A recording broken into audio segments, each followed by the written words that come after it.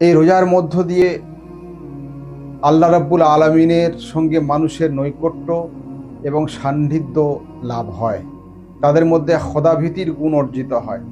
সারাদিন পানাহার থেকে নিবৃত থেকে এবং জৈবিক চাহিদা থেকে নিজেকে নিবৃত রেখে এই যে শ্যাম সাধনা, এই যে রোজাব্রত পালন, তার মধ্য দিয়ে আল্লাহর ভয় তাদের মধ্যে সদা জাগ্রত হয়।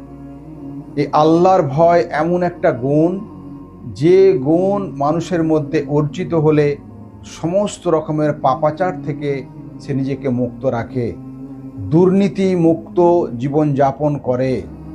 ব্যক্তি যখন দুর্নীতি মুক্ত জীবনযাপন করবে, তাতে পরিবার সুন্দর হবে এবং সমাজ সুন্দর হবে।